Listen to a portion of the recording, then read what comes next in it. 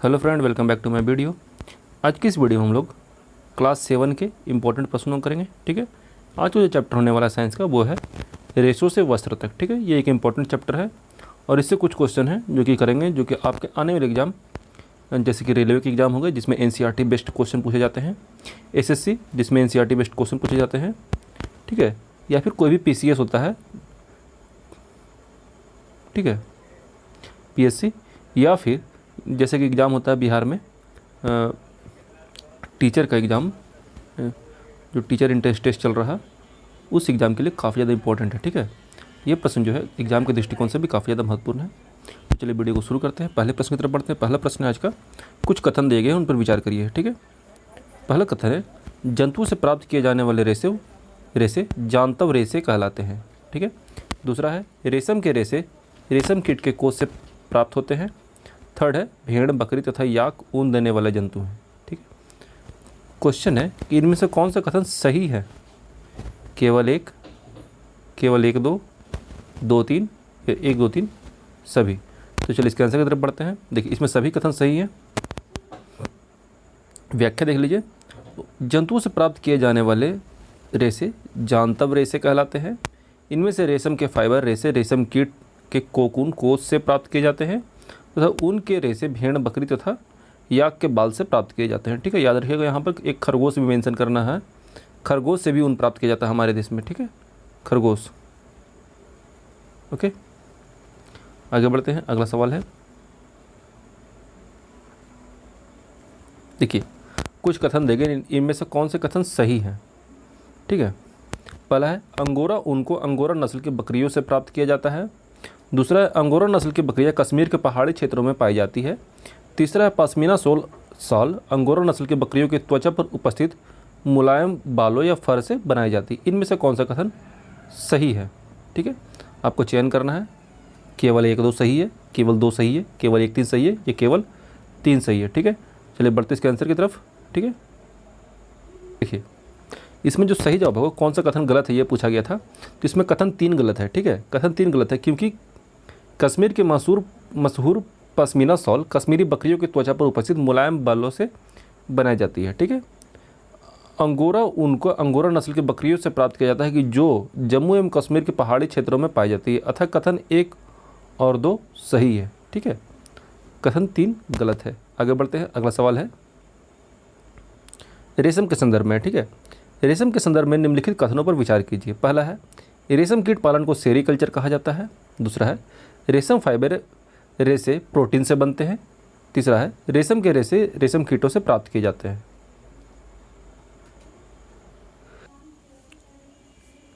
ठीक है, तो इनमें से कौन सा कथन सही है? केवल एक, दो, दो, तीन, या एक, दो, तीन, तीनों। ठीक है, देखिए इसमें तीनों कथन सही है।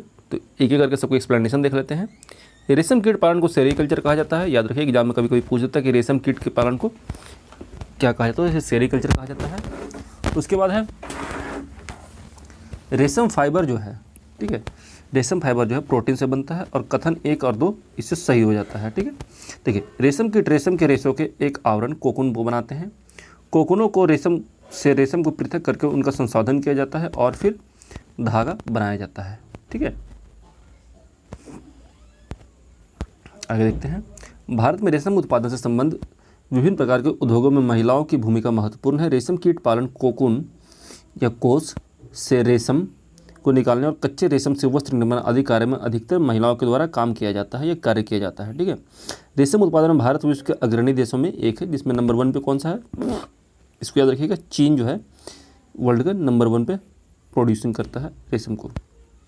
आगे बढ़ते हैं। अगला सवाल है, देखिए रेशम के संदर्भ में निम्नलिखित कथनों में से कौन सा कथन सही है? पहला है, इसका मृदु रेशा स्टील के तार जितना मजबूत होता है। दूसरा, टसर, मूंगा और कोसा रेशम की किस्में हैं। इसमें से कौन सा सही है? केवल एक सही है, केवल दो सही है, या एक और दो दोनों सही है, ना तो एक ना तो एक, दो कोई सही नहीं है। ठीक है, तो इसका सही जवाब होगा एक और दो दोनों सही है। देखिए उपयुक्त दोनों कथन सही है। रेशम का मृदु रेशा स्टील के तार जितना मजबूत होता है। ठीक है, रेशम कीट के अनेक किस्म के होते हैं। जो एक दूसरे से काफ़ी अलग दिखाई देते हैं, और इनसे प्राप्त होने वाले रेशम के धागे गठन अर्थात रुक्षता, चिकनाहट, चमक आदि में भिन्न भिन्न होते हैं। ठीक है, अतः टसर रेशम, मूगा रेशम, कोसा रेशम, अन्य प्रकार के रेशम विभिन्न किस्म के रेशम कीटों के द्वारा काटे गए कोकूनों से प्राप्त किए जाते हैं। सबसे सामान्य रेशम कीट सहतूत रेशम कीट है। ठीक है, कौन सा है? सहतूत रेशम कीट, याद रखिएगा, जो सहतूत के पेड़ पे रेशम होता है। ठीक है, आगे बढ़ते हैं, अगला सवाल की तरफ बढ़ते हैं। यहाँ से अगला चैप्टर शुरू होता है। पहला है चौथा नंबर चैप्टर उष्मा। ठीक है, उष्मा जो है एक इंपॉर्टेंट चैप्टर है, और ये हमेशा से ही इंपॉर्टेंट रहता है कि इससे क्वेश्चन डायरेक्ट पूछा जाता है। ओके, तो चलिए वीडियो को शुरू करते हैं, पहले क्वेश्चन की तरफ बढ़ते हैं। ठीक है, पहला प्रश्न है, निम्नलिखित में से कौन सा तापमान का मात्रक नहीं है? कौन सा, क्या पूछा है? नहीं है। ये एग्जाम में बहुत कन्फ्यूजिंग होता है। ठीक है, नहीं है पूछा, देखिए सेल्सियस, केल्विन, फ़ारेनहाइट, पास्कल। ठीक है, तो सही जवाब होगा पास्कल। पास्कल जो है किसका मात्रक है? पास्कल दाब का मात्रक होता है। ठीक है, जबकि सेल्सियस, फ़ारेनहाइट और केल्विन जो है तापमान के मात्रक है। तापमान का ऐसा ही मात्रक क्या होता है? केल्विन। ठीक है, याद रखिएगा, सेंटीग्रेड नहीं मानिएगा कभी भी, हमेशा याद रखिएगा। तापमान का ऐसा मात्रक क्या होता है? केल्विन होता है। ठीक है, जिसको हम लोग किससे डिनोट करते हैं? के से। आगे बढ़ते हैं अगले सवाल की तरफ। अगला सवाल है, निम्नलिखित कथनों पर विचार कीजिए। ऊष्मा सदैव गर्म धातु से अपेक्षाकृत ठंडी धातु की ओर प्रवाहित होती है। ये एकदम सही जवाब है। द्रव और गैसों में ऊष्मा संवहन द्वारा स्थानांतरित होती है। तीसरा है, वह प्रक्रम जिसमें ऊष्मा किसी वस्तु के गर्म सिरे से ठंडे सिरे की ओर स्थानांतरित होती है चालन कहलाता है। ठीक है, ये भी सही है। देखिए क्वेश्चन क्या है, इनमें से कौन सा कथन सही है? तो इसमें तीनों का तीनों सही है। ठीक है, मैं आपको एक्सप्लेनेशन बता देता हूँ। देखिए, उपयुक्त तीनों कथन सही है। ऊष्मा सदैव गर्म वस्तु से अपेक्षाकृत ठंडी वस्तु की ओर प्रवाहित होती है।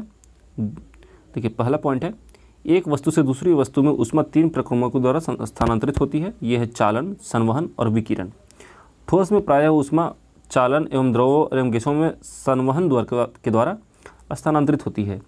विकिरण द्वारा ऊष्मा के स्थानांतरण के लिए किसी माध्यम की आवश्यकता नहीं होती है। विकिरण के द्वारा जो स्थानांतरण होता है उसमें सूर्य का प्रकाश जो हम तक पहुँचता है वो विकिरण के प्रोसेस के द्वारा पहुँचता है। ठीक है, सूर्य का जो प्रकाश पहुँचता है उसका। आगे बढ़ते हैं, वह प्रक्रम जिसमें ऊष्मा किसी वस्तु के ठंडे गर्म सिरे से ठंडे सिरे की ओर स्थानांतरित होती है, क्या कहलाती है? चालन। चालन किस में होता है? ज़्यादातर याद रखिएगा, ठोस में। किस में चालन होता है? ठोस में। ठीक है, आगे बढ़ते हैं। देखिए यह है, निम्नलिखित कथनों पर विचार कीजिए। पहला है, डॉक्टरी थर्मामीटर का मापन स्केल 35 डिग्री सेंटीग्रेड से 42 डिग्री सेंटीग्रेड तक होता है। दूसरा है, डॉक्टरी थर्मामीटर में पारा का प्रयोग किया जाता है। इसमें से कौन सा कथन सही है? तो इसमें दोनों ही कथन सही हैं। ठीक है, याद रखिएगा, दोनों सही है। पहला याद रखिएगा, डॉक्टरी थर्मामीटर को केवल मानव शरीर का ताप मापने के लिए ही डिजाइन किया गया है। मानव शरीर का तापमान जो है सामान्यतः 35 डिग्री से कम और 42 डिग्री से अधिक नहीं होता है। यही कारण है कि इस थर्मामीटर का परिसर 35 से 42 है। थर्मामीटर में पारे का प्रयोग होता है। पारा एक विषाक्त पदार्थ है, यानी कि पॉइजनस मटेरियल है। यदि तापमापी टूट जाता है तो इसका निपटान अत्यंत कठिन है। आजकल अंकीय तापमापी यानी कि डिजिटल थर्मामीटर को उपलब्ध है, जिसमें पारे का प्रयोग नहीं होता है, और आजकल लोग डिजिटल थर्मामीटर का प्रयोग ज़्यादा करते हैं। ठीक है, आगे बढ़ते हैं। देखिए अगला सवाल है, निम्नलिखित कथनों पर विचार किया। पहला है, गहरे रंग की वस्तुएं हल्के रंग की वस्तुओं की अपेक्षा उसमें विकिरणों को कम अवशोषित करती है। दूसरा है, ऊनी वस्त्र सर्दियों में हमें गर्म रखते हैं। इसका कारण यह है कि ऊन ऊष्मारोधी है तथा इसके रेशों के बीच वायु फंसी रहती है, ट्रैप रहती है। ठीक है, इसमें कौन कौन से कथन सही है? इसमें केवल दो सही होना चाहिए। ठीक है, केवल दूसरा नंबर सही है। ओके, एक्सप्लेनेशन देखते हैं। देखिए, गहरे रंग की वस्तुएं हल्के रंग की वस्तुओं की अपेक्षा उसमें विकिरण को ज़्यादा अवशोषित करती है। ठीक है, ज़्यादा अवशोषित करती है गहरे रंग के कपड़े, इसलिए कथन एक गलत है। ऊनी वस्त्र हमें गर्म इसलिए रखते हैं क्योंकि ये ऊष्मारोधी है तथा इसके रेशों के बीच वायु रहती है। ठीक है, फंसी हुई, इसलिए ये कथन सेकंड जो है वो सही है। आगे बढ़ते हैं अगले सवाल की तरफ। अगला सवाल है, देखिए 4 कथन दे रखा है, इसमें हमको चारों को एक एक करके पढ़ते हैं। पहले, यदि किसी निश्चित ताप के लोहे के गोले को उसी ताप के जल में डुबाया जाएगा तो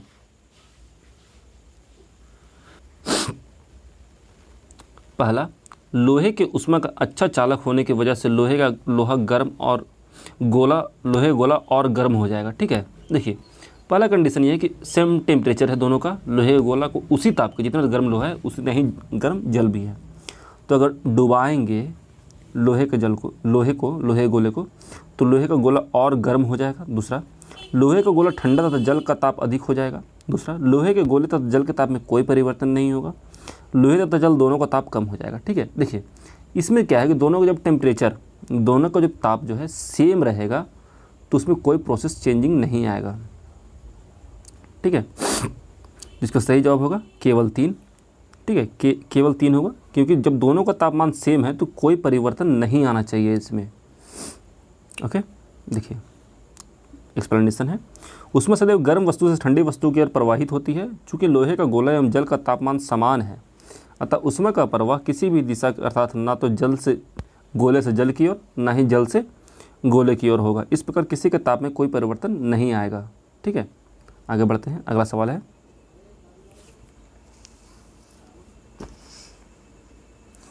स्टेनलेस इस्पात की कढ़ाई में प्रायः कॉपर की तली लगाई जाती है, इसका कारण क्या होता है, हो सकता है। ठीक है, तो पहला है तांबे की तली कढ़ाई को अधिक टिकाऊ बनाती है। दूसरा है ऐसी कढ़ाई दिखने में सुंदर लगती है। स्टेनलेस इस्पात की अपेक्षा तांबे को साफ करना अधिक आसान है।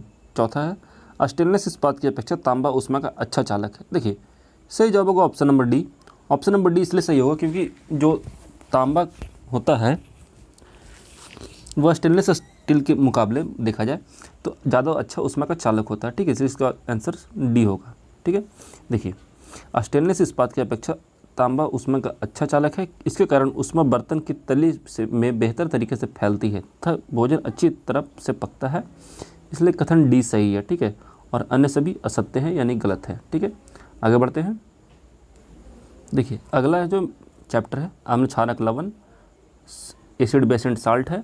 इसमें से कुछ मैच ऑफ द फॉलोइंग दे रखा है। पहला क्वेश्चन हमको क्या है, मैच ऑफ द फॉलोइंग है, तो हम पहले ऑप्शन से चलते हैं। ठीक है, कुछ ऑप्शंस दे रखे हैं, उसको देखते हैं पहले।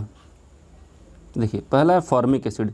फॉर्मिक एसिड कौन डालता है, तो फॉर्मिक एसिड हमेशा चींटी के डंक से आता है, याद रखिएगा। ठीक है, कैल्शियम हाइड्रोक्साइड ये होता है चूने के पानी में। टार्टरिक एसिड होगा इमली में, और सोडियम हाइड्रोक्साइड होगा साबुन में, यानी कि ए नंबर ऑप्शन सही है। ठीक है, यहाँ पे कुछ और दे रखे हैं, उसको भी देख लीजिए आप। देखिए लैक्टिक एसिड होता है दही में, ऑक्जेलिक एसिड होता है पालक में, एस्कॉर्बिक एसिड होता है आंवला या सिट्रस फल में, इसको विटामिन सी कहते हैं। टार्टरिक एसिड होता है इमली, अंगूर या कच्चे आम इस सब में। ठीक है, साइट्रिक एसिड होता है नींबू कुल के जो सिट्रस फल होते हैं, जो खट्टे फल होते हैं उनमें। ठीक है, आगे बढ़ते हैं।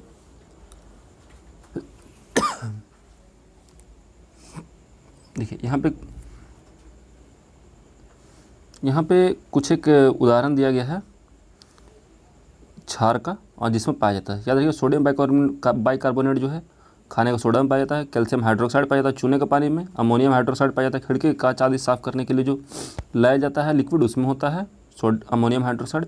सोडियम हाइड्रोक्साइड या पोटेशियम हाइड्रोक्साइड होता है साबुन में। ओके, ठीक है, और मैग्नीशियम हाइड्रोक्साइड याद रखिएगा दूधिया मैग्नीशियम यानी कि मिल्क ऑफ मैग्नीशिया में पाया जाता है। ठीक है, आगे बढ़ते हैं। देखिए यहाँ पर कुछ कथन दिए गए जिन पर विचार करना है। पहला है उदासीन विलयन लाल तथा लिटमस पेपर का रंग परिवर्तित नहीं करता है। ठीक है, सही है। हल्दी लिटमस गुड़हल की पंखुड़ियाँ आदि प्राकृतिक रूप से पाए जाने वाले सूचक है। तीसरा है जब वर्षा जल में अम्ल की मात्रा अधिक होती है तो अम्ल वर्षा कहलाती है। ठीक है, तो इसमें कौन कौन सा सही है, केवल 1, केवल 2, केवल 3। तो देखिए यहाँ पे जो है वो तीनों का तीनों ही सही है। क्या है, तीनों को तीनों जो है सही है। ठीक है, ये भी सही है, ये भी सही है, ये भी सही है। एक्सप्लेनेशन देखते हुए चलते हैं हम लोग। देखिए उपयुक्त सभी कथन सही है। ऐसे पदार्थ जो न तो अम्लीय होते हैं ना ही क्षारीय होते हैं उदासीन विलीन कहलाते हैं। ठीक है, लाल तथा नीले लिटमस पत्र का रंग को परिवर्तित नहीं करते हैं। ठीक है, देखिए कोई पदार्थ अम्लीय है अथवा क्षारीय, इसका परीक्षण करने के लिए विशेष प्रकार के पदार्थों को प्रयोग किया जाता है। ये पदार्थ सूचक कहलाते हैं। क्या कहलाते हैं, सूचक। ठीक है, हल्दी, लिटमस, गुड़हल की पंखुड़ियाँ आदि प्राकृतिक रूप से पाए जाने वाले सूचक हैं। ओके, आगे बढ़ते हैं। जब वर्षा जल में अम्ल की मात्रा अधिक होती है तो उसे अम्ल वर्षा कहते हैं।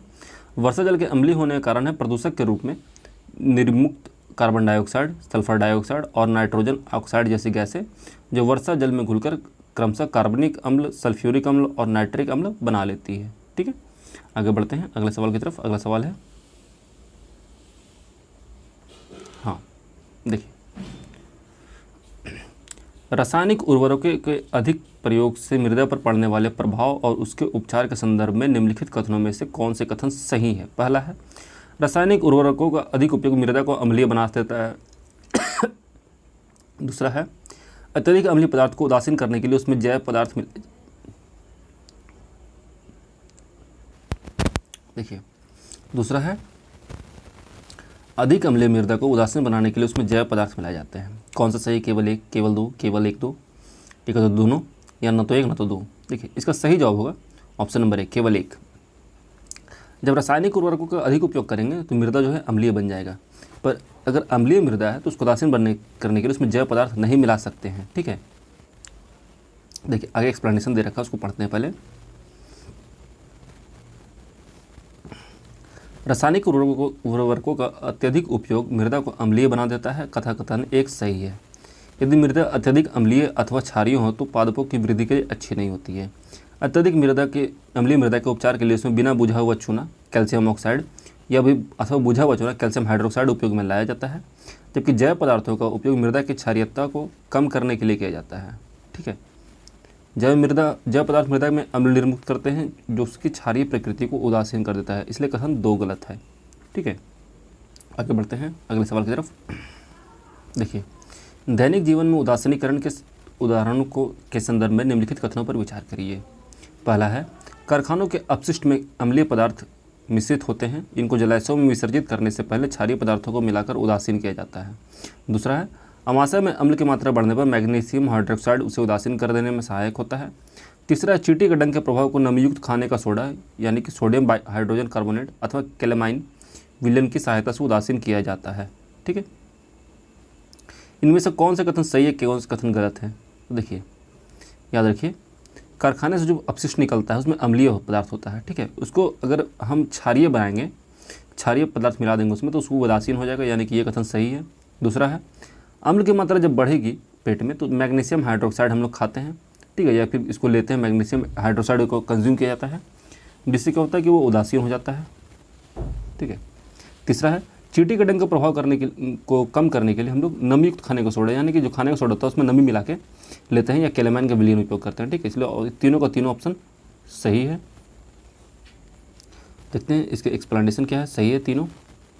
देखिए, आमाशय में हाइड्रोक्लोरिक अम्ल पाया जाता है जो भोजन के पाचन में सहायक होता है, परंतु इसके अधिकता से अपाचन हो जाता है। ठीक है, इस स्थिति से मुक्ति पाने के लिए मैग्नीशियम जैसा कोई प्रति अम्ल लेते हैं जिसमें मैग्नीशियम हाइड्रोक्साइड होता है जो अत्यधिक अम्ल के प्रभाव को उदासीन कर देता है। ठीक है, आगे देखते हैं। चींटी के डंक के प्रभाव को नमीयुक्त खाने का सोडा अथवा कैलेमाइन विलयन की सहायता से उदासीन किया जाता है जिसमें जिंक कार्बोनेट होता है। ओके, आगे बढ़ते हैं। अगला सवाल है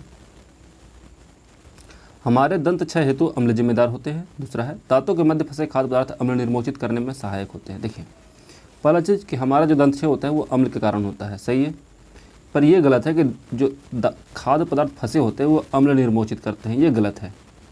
ठीक है, देखिए, सॉरी, ये भी सही है। देखिए, दोनों ही कथन सही हैं। सामान्यतः हमारे मुख में जीवाणु पाए जाते हैं परंतु उनसे हमें कोई हानि नहीं होती। फिर भी खाने के पश्चात यदि हम दांत और मुख को साफ ना करें तो मुख में अनेक हानिकारक जीवाणु वास करके वृद्धि करने लगते हैं। ये जीवाणु दांतों के बीच फंसे भोजन की शर्करा का विघटन करके अम्ल निर्मोचित करते हैं या अम्ल धीरे धीरे दांतों को क्षति पहुंचाते हैं। चॉकलेट, ठंडे पेय, चीनी युक्त मिठाइयाँ अथवा अन्य पदार्थ भी दांत क्षय हेतु उत्तरदायी होते हैं। दूसरा है दांतों की अम्लता दूर करने के लिए हेतु टूथपेस्ट में नमक यानी क्षार का प्रयोग किया जा रहा है आजकल। ठीक है, तो आज के वीडियो में इतना ही था फ्रेंड। हम लोग अगले क्लास में नेक्स्ट चैप्टर को शुरू करेंगे जिसका नाम है, बता दे रहा हूँ, भौतिक एवं रासायनिक परिवर्तन। ये क्लास 7 का एक इंपॉर्टेंट चैप्टर, इसको हम शुरू करेंगे। मिलते हैं नेक्स्ट वीडियो में। तो देखिए, जय हिंद, जय भारत, अपना ख्याल रखिएगा।